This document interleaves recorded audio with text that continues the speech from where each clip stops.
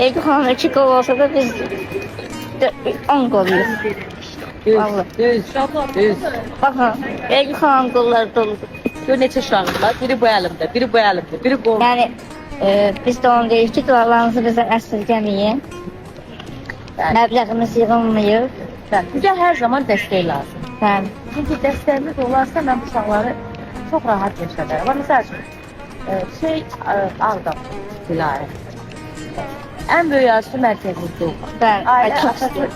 İbrahim vilayəti. Tək anası qadın. Mən Allah imkan versin, hər zaman deyirəm Allahdan milyarder olmaq istəyirəm. Milyarder olun, balalarımı o qədər gözəl yaşadım. Kilo sözün çək. O kadar güzel yaşadım, o kadar güzel. Bunu ilk işim Dilara'ya bak. İnşallah. Mənim də arzumadır ki, mərkəzə gəlim. İnşallah.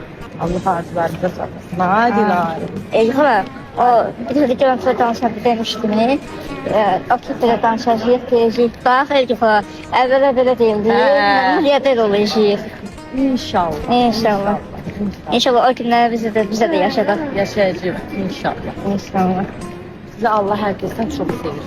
Ben. Daha güzel günler nasip ediyor. Siz her zaman bizim yanımızda olun. Ben olmaram mı sence? Ben her olarsınız. zaman sizin yanınızdayım.